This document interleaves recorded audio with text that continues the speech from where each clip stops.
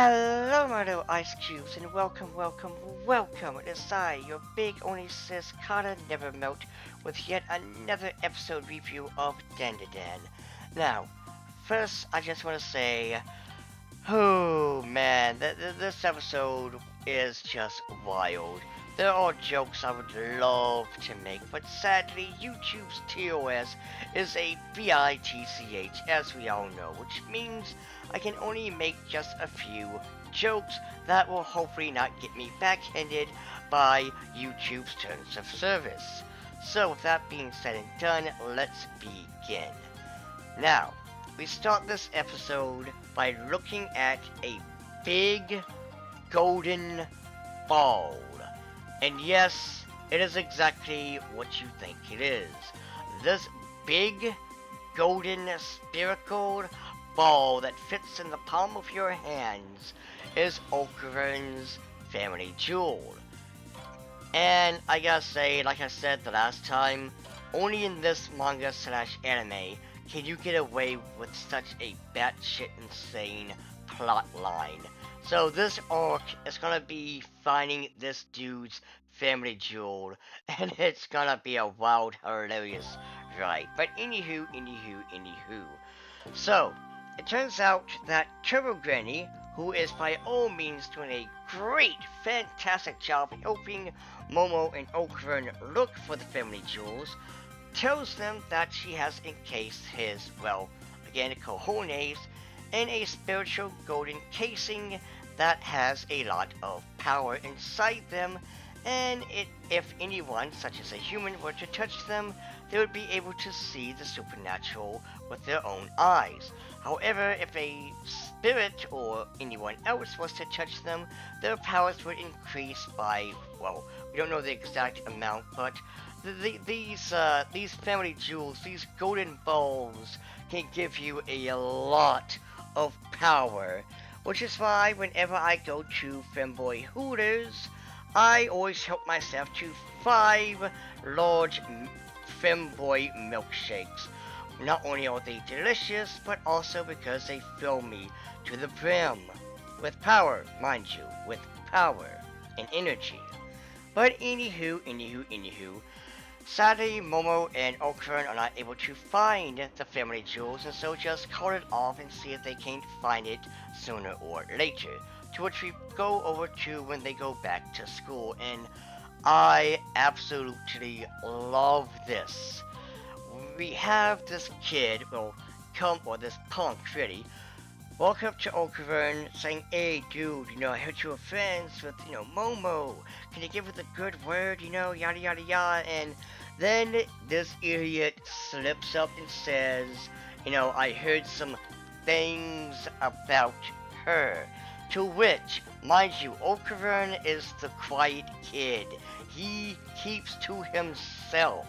And we've seen several times that even when not baseball, but a soccer or whatever, a ball hits him in the face, he doesn't say anything. He's just like, nah, I got a friend.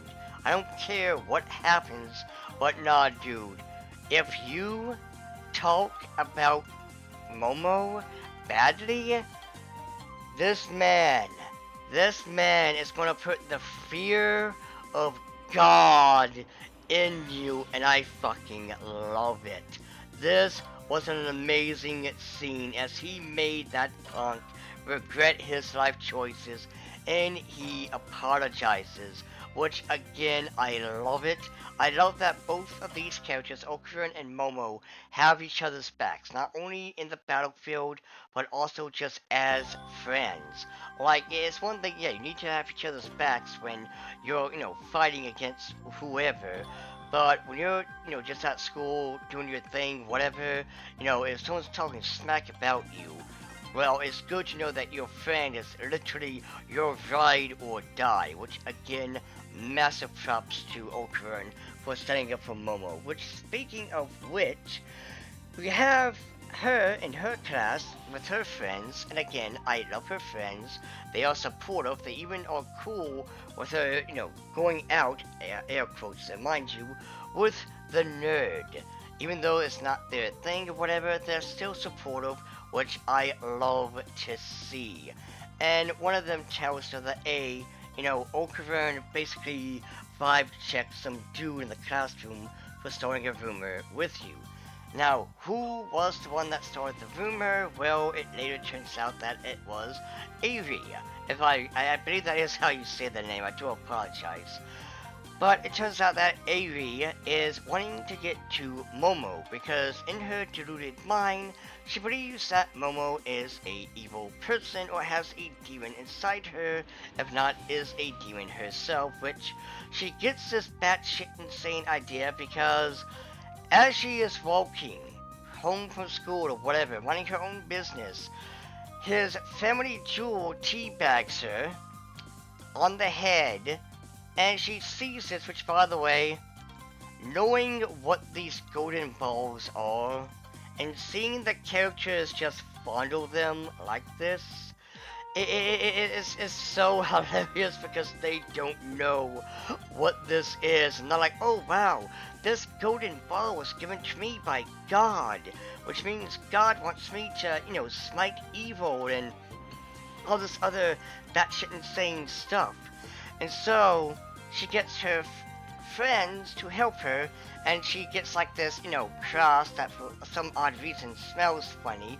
And this is going to be a plot device for later. But one thing to also throw out there, it seems that these two friends of hers, again, if anyone can help me, I don't think we see them anymore after this episode, or the next episode rather.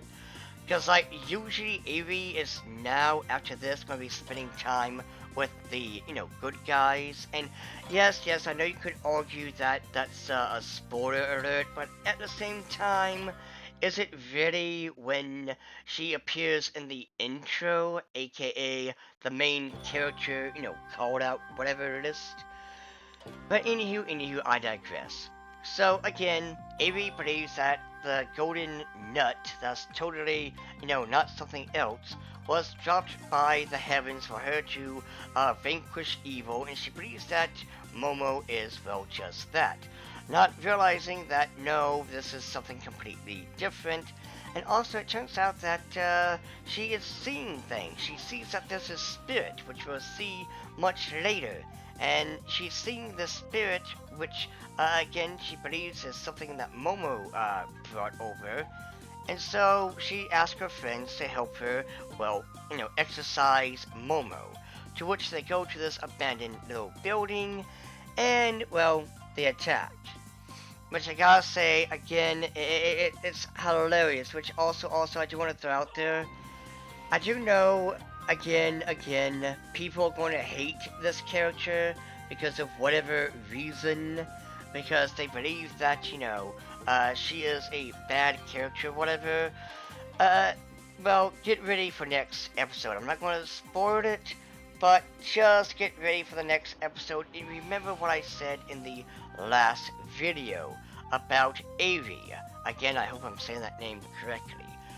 However, it turns out that Avery is being hunted down by, well, this strange ghost, the acrobatic Silky.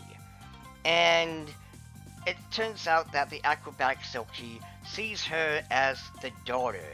She calls herself Mama, call me Mama, which I'm going to tell you who it is in the next video. That way you get to see, the backstory and stuff like that of the acrobatic Silky. But when I first saw her, with the hat, the dress, and also the obsession with being a motherly figure, at first I thought she was the Hasaku-sama, aka the 8-foot-tall woman. A Japanese yokai of a, well, 8-foot-tall woman who goes poo poo poo poo poo. I mean, granted, the wiki that I said says that she says it like this: poo poo poo poo. Either way, I'd still smash. But besides the point, she's an 8-foot-tall woman. She kidnaps children. She's kind of like Slender Man, but with being a female. And if you ever want her to stop, you gotta get GTFO out of Japan and never come back to Japan ever again, which is kind of hilarious because apparently this yokai is only bound to the country, meaning, well, if you go outside Japan, you're safe. Oh, and also, yes, she is Lady Dimitrescu from the, the valley. But anywho. Not only is she kind of like that, but there's also the Mexican folklore La Llorona. A it's basically about it was a Mexican again folklore. I can speak, I swear, about this woman who, lost her children, and she now haunts the place. And if you're a real dumbass, all you gotta say to bring her out is say, "Hey, La Llorona, I took your child, I have him," and you will be seeing God or Satan in a few minutes, so get right with God or whatever. And there's even a story of the woman in white, which is basically just like the La Llorona. And in all fairness, there's several stories about women who have lost their children in, history, in the world, that become vengeful spirits. So, again, I'm going to tell you what it is, next week to kind of give y'all some more, time to figure it out yourself just for fun. But anywho, we see that the 8 foot tall woman here, aka the acrobatic Silky, is roaring our heroes, which I gotta say, I just know there's people in the audience are gonna be like, man, that should be me, that should be me. And, listen, it's not my thing, but you do you, anywho. So, as the acrobatic Silky is avoiding everyone, she accidentally swallows, her own hair thanks to Momo. But it's not just because of Momo, it's because, Turbo Granny just so happens to now be a, Maneki Neko. I think that's how you say the name, Maneki. I gotta look back at it again, I do apologize. But it's basically the good luck cat where, it brings you, well, luck. And because of this, they were able to burn acrobatic Silky from the inside out, causing her to regurgitate them back up.